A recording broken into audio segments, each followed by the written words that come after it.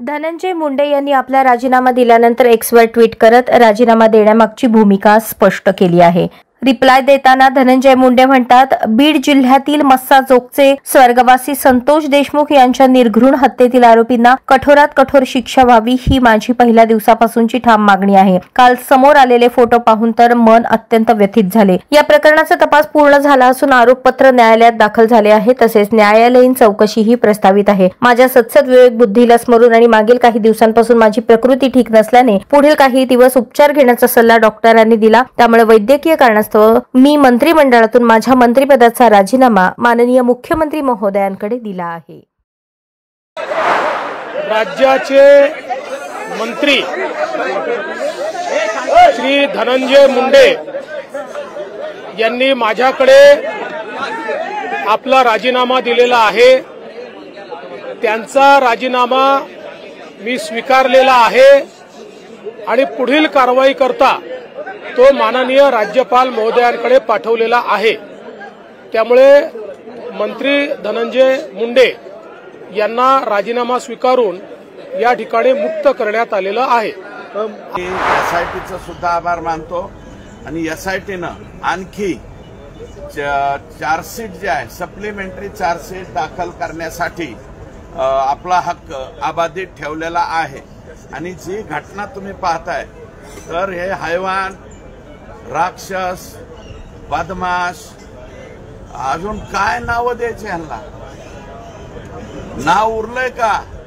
जेवढे वाईटातले वाईट नाव असतील तेवढे सगळे यांना देऊन जरी हे झालं तरी मला थांबावं वाटणार नाही। इतकं भयानक कृत्य ह्या लोकांनी केलेलं आहे आणि मी अजितदादांना हात जोडून पाया पडून विनंती करतो की कसल्याही परिस्थितीत तुम्ही धनंजय मुंडे साहेब यांचा राजीनामा घ्या आणि आमचा मुख्यमंत्री आणि उपमुख्यमंत्र्यांवरती विश्वास आहे की ते आज त्यांना घरी पाठवतील असा विश्वास आहे। धनंजय मुंडेचा राजीनामा पेक्षा जास्त कालावधी झालाय, 3 महिने।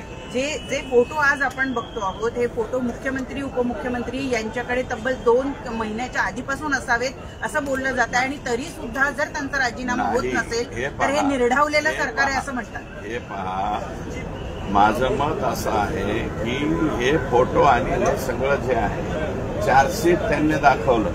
माझ्या 1400 पानी चार्जशीट आहे, माझ्या हातात फक्त 32च पानं आतापर्यंत पडलेले। काही गोष्टी कोर्टाच्या समोर कोर्टाकडनं परमिशन घेतल्याच्या नंतरच पुढे येतात। त्याच्यामध्ये राज्याचे मुख्यमंत्री आले, कारण ही कोर्टाची बाब आहे।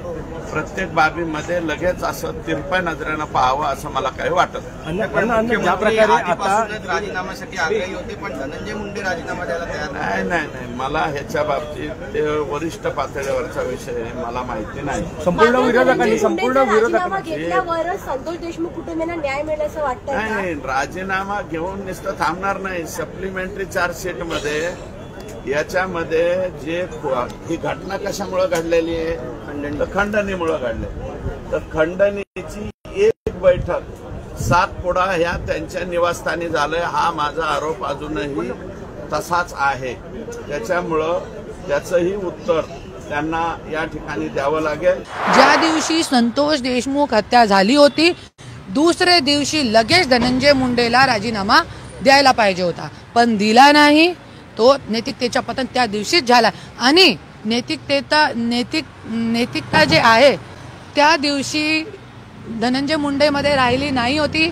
आणि मी तो बोलते ये शासनामध्ये नैतिकता राहिली नाही होती, ज्या वेळे एक नवरेने स्वतःची बायकोची गाडीमध्ये रिव्हॉल्वर ठेवली होती आणि तिला जेलमध्ये टाकला होता। आणि भारताचा इतिहास आहे पहिल्यांदा कोई नवरेने स्वतःची बायकोला जेलमध्ये टाकण्याच्या घाणेरडा कृत्य केला होता। त्या दिवशी नैतिकता गेली होती, मी तो असं म्हणणार। आणि नैतिकता तो आहेच नाही, जरी नैतिकता होती तर 3 महिने जन आंदोलन, अरे 2 दिवसापूर्वी त्यांचे लोक काय टाकताय? 2 दिवसापूर्वी बाप तो बाप रहेगा मर्डर झाले नंतर काय टाकताय हे लोकांचे गुंड गँग लोक जो बाहेर आहे, बाप तो बाप रहेगा। तुम्हाला माहिती आहे बीडमध्ये मी होती त्यावेळे थाण्याचे समोर काय बॅनर लावते, वाल्मिक कराडचा फोटो लावून हे लिहिला होता त्याच्यावरती, बाप तो बाप रहेगा। अरे तुम्ही बाप असेल पण मी पण अम्मा असेल। मी पण अम्मा आहे, हे कुठेतरी थांबायला पाहिजे हे लोकांची गुंडा. आणि 2 दिवस अगोदर मी व्हिडिओ सेव्ह केलेला आहे. सगळ्यांची पोस्टवरती काय आहे माहिती आहे तुम्हाला? हे लोकांना असं वाटत होता की 4G सीट झाले तर त्यांना सुटका मिळणार वाल्मिक कराडला. तो त्यांनी काय टाकलेलं, गाडींच्या ताफा ताफा ताफा आणि आपला बोस विठ्ठल. अरे कशाच्या विठ्ठल? अशा विठ्ठल?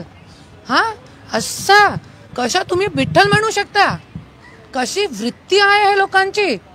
आणि तुम्ही असा टाकताय 2 दिवशी अगोदर 4G सीट सबमिट होले अगोदर हे लोकांनी काय टाकलंय की आमच्या ये बॉस येणार आहे 2 दिवसामध्ये आणि सगळ्यांना मजा चाखवणार आहे.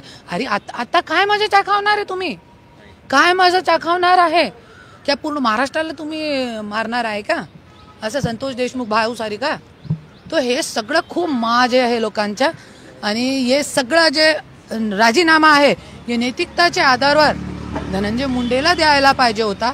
परत जनता जरी दिला होता नैतिकताच्या आधारावर, 100% नैतिकतेचा खून झालेला याच्यामध्ये. करुणाताई, शेवटचा प्रश्न असेल हा. एकंदरीतच आपण बघतो तुमच्या पोटगी प्रकरणामध्ये धनंजय मुंडे असं म्हणतात, त्यांनी परत पिटिशन केलं आहे पोटगीच्या अनुषंगानं. त्यांचं म्हणणं असं आहे की माझी अधिकृत पत्नी ही राजश्री मुंडे आहे, करुणा मुंडे नाही. माझं लग्न झालेलं नाही आहे त्यांच्यासोबत. ऐका, वो अगोदरपासून पहिल्या दिवसापासून 21 मध्ये ज्यावेळी हे सगळ्यांच्या लोकांच्या समोर आली आहे बात, त्यावेळेपासून तो असंच म्हणताय. पण माझ्याकडे पूर्ण पुरावे आहे, मी मीडियावरती टाकू शकतो. जरी तुम्हाला टाइम असेल तर तुम्ही परत या, मी पूर्ण पुरावे तुम्हाला देते. आणि धनंजय मुंडेंनी एक मानहानीचा दावा केला होता, सगळ्यांना माहिती आहे. ते मानहानीचा दावा हायकोर्टामध्ये केला होता आणि त्याच्यामध्ये 2 कोटीची मागणी माझ्याकडून केली होती. आणि त्याच्यामध्येही एक माझ्यासोबत ते ओबेराय हॉटेलमध्ये तैलारमानी जज समोर आमच्या 5 महिने मीडिएशन चालला. त्याच्यामध्ये त्यांनी मला 50 कोटीची ऑफर दिली. 10 कोटी कोर्टामध्ये सगळ्या ऑन रेकॉर्ड मी देणार आहे आणि 40 कोटी तुला केस देणार आहे. पण त्याच्यामध्ये ते कन्सर्न टर्ममध्ये मी साईन केली, क्योंकि माझ्या मुलाबाळांना पण उचलून नेऊन गेले होते. सगळ्यांना माहिती आहे, सगळे कंप्लेंट पण माझी आहे. तो मुलाबाळांना आणण्यासाठी मी साईन केली होती ते कन्सर्न टर्मवरती. माझी किस्मत खूप चांगली आहे, ते कन्सर्न टर्म कोर्टामध्ये आहे. 3 कोटीची डीडी तिकडे जमा आहे. तुम्ही पूर्ण रेकॉर्ड काढू शकता, मीडियावरती देऊ शकता. हर औरत पैसे की भूखी नहीं होती है और करुणा मुंडे तो बिल्कुल भी नहीं है. 50 कोटीला लात मारणारी एकमेक महिला करुणा मुंडे आहे. आणि त्यानंतर त्याच्यामध्ये तुम्ही डिफॉर्मेशनचा केस करताय बघा. आणि त्या केसमध्ये त्यांनी स्वतः लिहून दिलेला आहे 98 पासून आम्ही सोबत आहे, 98 पासून. आणि राजश्री त्यांच्या जीवनामध्ये कधी आली आहे? 2001 मध्ये.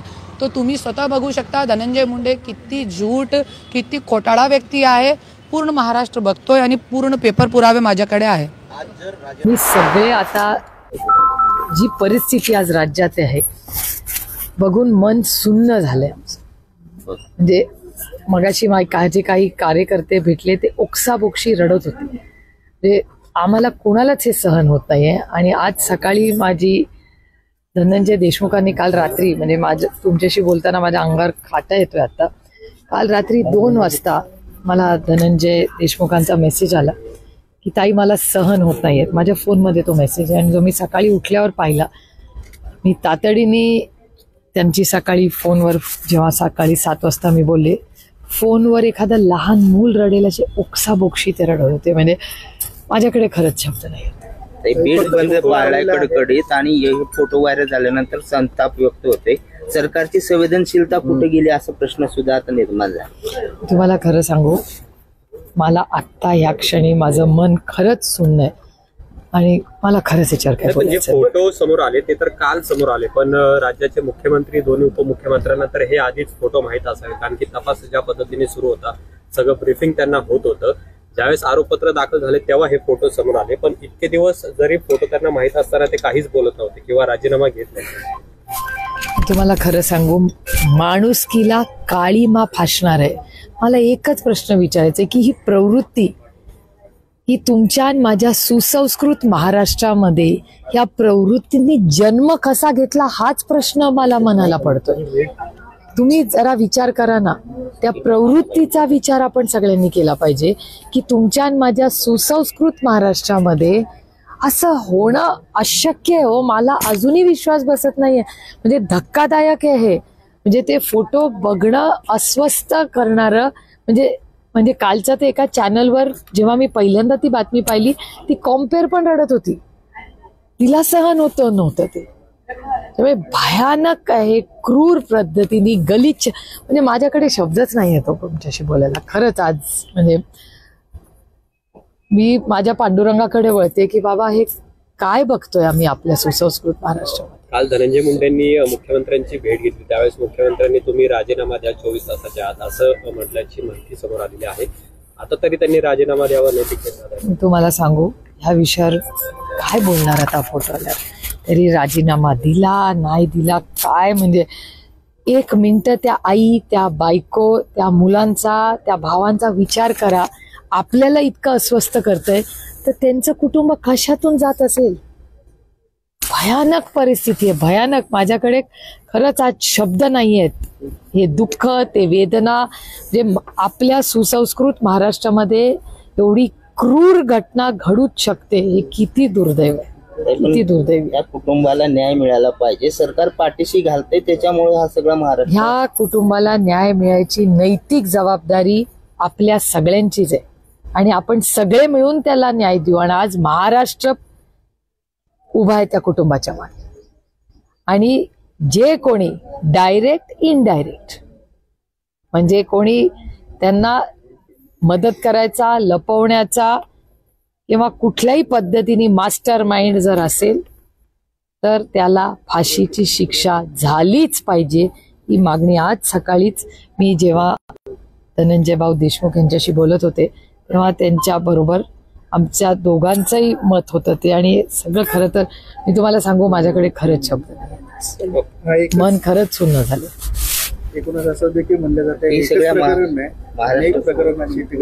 बघूया ना आजचं, म्हणजे आजचा इतका हा काल संध्याकाळपासून इतका भयानक परिस्थिती राज्यात आहे. सगळेच अस्वस्थ आहेत हे फोटो बघितल्यापासून.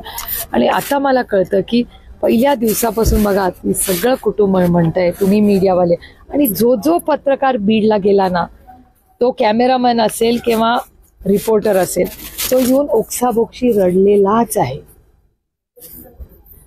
त्याच्यामुळे मी स्वतः जेव्हा गेले होते ना, ज्या पद्धतीने त्या आईनी माझा हात धरला आणि मला सांगितलं मला न्याय कधी मिळणार, तो दिवस आणि आजचा दिवस मी तुम्हाला सांगते प्रचंड अस्वस्थ करणारी परिस्थिती. मला खरंच सुचत नाहीये काय बोलावं, कारण असंख्य लोकांचे मेसेजेस आलेत, असंख्य लोकांचे, की रात्री झोप लागली नाहीये. त्या धनंजयचा सकाळी मला 2:30 वाजता मेसेज आहे, 2:30 वाजता, की ताई मला बघवत नाहीये हे सगळं, मी काहीतरी निर्णय घेणार आहे. तर मी त्याच्याशी सकाळी 7 वाजता बोलले की धनंजय असं करू नको, शांत राहा, तू स्वतःने इतकं तू संयमाने लढला, आता तरी शांत राहा.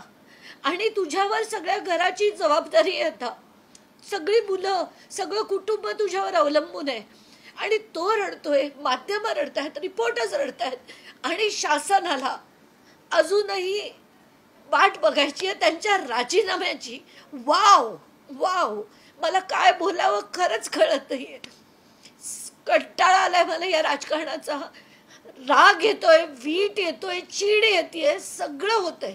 आणि मला असं वाटतंय की आता प्रेम, भावना, संवेदना सगळ्या संपल्या आहेत या राजकारणाच्या. या सगळ्यांना याच्यात काय आहे माहिती होतं, याच्यात व्हिडिओज काय आहेत माहिती होतं, ऑडिओज काय आहेत माहिती होतं, पिक्चर्स बघितलेले होते.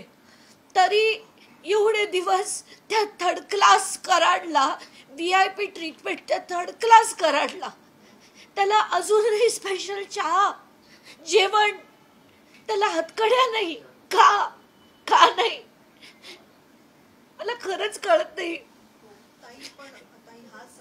राजीनामा जाऊ दे खड्ड्यात, मला नाही पडली आहे कशाची. मला असं वाटतं या माणसाला बडतर्फ करा, 10 वर्ष संघटित गुन्हेगारी यांच्या माणसाने केली. आणि खरं तर मी आता थोड्या वेळात प्रेस कॉन्फरन्स घेणार होती आणि एक पुरावा दाखवणार होते, पण त्याच्या आधीच आता माध्यमांचे सगळ्यांचे मेसेजेस आले की नाही, मुख्यमंत्र्यांनी त्यांचा राजीनामा घेण्याचे आदेश दिलेत. कसला राजीनामा? का मुख्यमंत्र्यांना एका वेळेत सांगता येत नाही की हा मंत्री मला नको? का सांगता येत नाही? आणि कधी या संवेदना या राजकारणात परत येतील?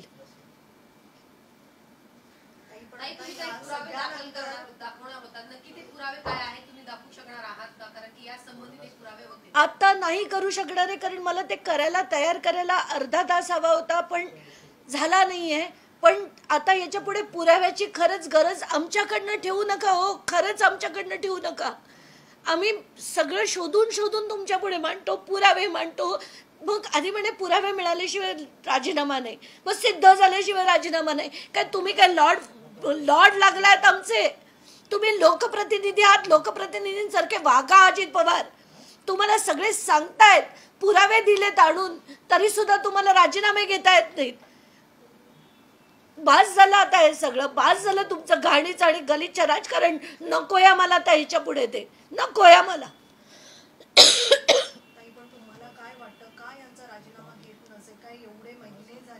सगळे तसेच आहेत ना, सगळे तसेच आहेत. सगळ्यांना आपापल्या लोकांना वाचवायचंय. हे सगळे जण येणार, घाण करणार, पैसे काढणार आणि आपण बघत राहायचंय सगळ्यांनी. वर काही बोलायचं पण नाही आहे ना. फोटो व्हायरल झाल्यानंतर आज मुख्यमंत्री सांगतात राजीनामा घ्यायला. एक्झॅक्टली. आणि हे मुख्यमंत्री जे गृहमंत्री पण आहेत त्यांना माहिती नव्हतं, CIDने त्यांना सांगितलं नसेल की असे सगळे व्हिडिओ आहेत, असे सगळे फोटो आहेत, सांगितलं नव्हतं, तरी तुम्हाला एवढा वेळ लागतोय राजीनामा घ्यायला. तरी त्या कराडचा CCTV बंद होता जेलमधला, तरी त्याला सगळी सरबराई त्याची होत होती. काय समजता तुम्ही? सामान्य माणसांना समजता काय? हे शासन काय समजतं आम्हाला?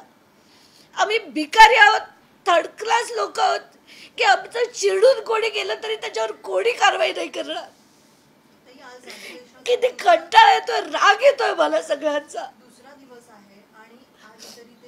आता मला नको राजीनाम्यावर प्रश्न. मला असं वाटतं या माणसाला उचलून फेकून द्या, फेकून द्या त्याला. बस, धन्यवाद.